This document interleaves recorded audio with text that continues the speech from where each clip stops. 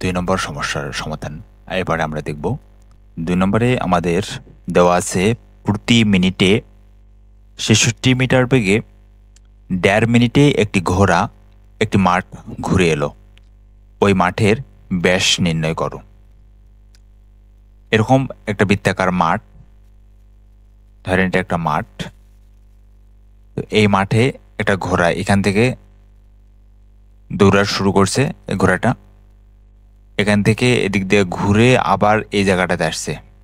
তাতে তার সময় লাগছে ১.৫ মিনিট লাগে, হ্যাঁ, অর্থাৎ ১ মিনিট আর ৩০ সেকেন্ড সময় লাগে পুরো মাঠটা ঘুরে আসতে। আর এই ঘোড়াটার বেগ ছিল ১ মিনিটে ও ৬৬ মিটার যাবে, এরকম একটা বেগ। এখন আমাদের যে কাজটা করতে হবে, ওই মাঠের ব্যাস নির্ণয় করতে হবে। অর্থাৎ এই যে এই বৃত্তাকার মাঠটা আছে, এই মাঠটার ব্যাস কত এটা আমাদের নির্ণয় করতে হবে। অর্থাৎ এই যে এখান থেকে এখান পর্যন্ত যে দূরত্বটা, এটা আমাদের বের করতে হবে কত। চলেন আমরা দেখি। দেওয়া আছে বেগের হার ৬৬ মিটার পার সেকেন্ড। এটা হচ্ছে মিটার পার সেকেন্ড বা MS ইনভার্স 1 এরকম। এটা কেন লিখলাম আমরা মিটার পার সেকেন্ড? এখানে বলতেছে যে প্রতি মিনিটে ৬৬ মিটার বেগে। এই কথাটাকে এভাবে লেখা যায়, বেগের হার ৬৬ মিটার পার সেকেন্ড। সময় হচ্ছে ১.৫ মিনিট। এটাকে যেহেতু মিশ্র ভগ্নাংশ আকারে আছে, তো এটাকে আমরা অপ্রকৃতিতে রূপান্তর করলাম। ২ এককে ২, তার সাথে ১ যোগ করলে ৩, ভাগ হচ্ছে ২।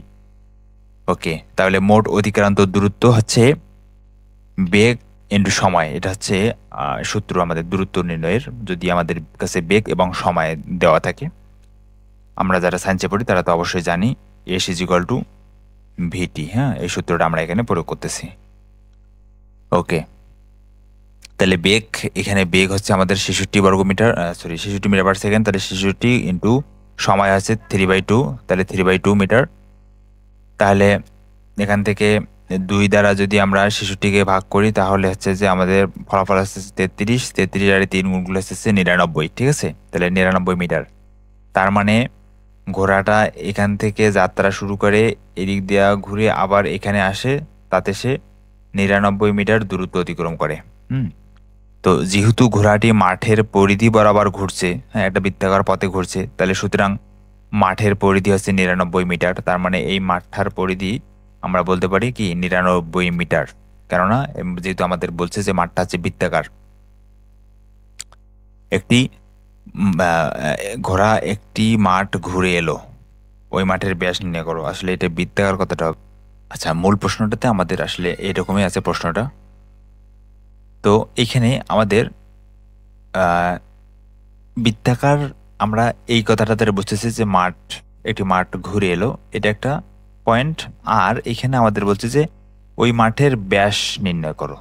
তো ব্যাসটা আসলে বৃত্তের ক্ষেত্রে হয়, হ্যাঁ, এটা হচ্ছে ব্যাস, এটা বৃত্তের ক্ষেত্রে হয়। তো এই দুটো শব্দ থেকে আমরা মূলত কনফার্ম হতে পারি যে এটা হচ্ছে একটা বৃত্তাকার পথ, ঠিক আছে? এখানে সরাসরি উল্লেখ করা নাই যে এটা পথটা হচ্ছে বৃত্তাকার। তো এই দুইটা বিষয় থেকে আমরা চিহ্নিত করলাম যে পথটা বা মাঠটা হচ্ছে বৃত্তাকার। ওকে, তো সেই কথাটাই আমরা বললাম যে যেহেতু ঘোড়াটি মাঠের পরিধি বরাবর ঘুরে এসেছে, সুতরাং মাঠের পরিধি ৯৯ মিটার, ঠিক আছে? ঘোড়ার অতিক্রান্ত দূরত্বটাই হচ্ছে মাঠের পরিধি। ওকে, তো আমরা মাঠের পরিধি পাইলাম ৯৯ মিটার। তাহলে বৃত্তের পরিধি, এখন বৃত্তের পরিধি নির্ণয়ের সূত্র আছে সি ইন্টু পাই আর। হ্যাঁ, এখানে আমরা আর এর জায়গায় ব্যাস লিখছি, তো পাই আর বা পাই গুণন ব্যাস। এখন ব্যাস আমাদের দরকারে এই ব্যাসের মান। তাহলে ব্যাস সমান কি লেখা যাবে? সিটাকে এখানে রেখে পাইটাকে যদি এদিকে নিয়ে আসি, তাহলে কি হবে? সি বাই পাই হবে, তাই না? তো ওইটাই লিখছি যে ব্যাস = সি বাই পাই।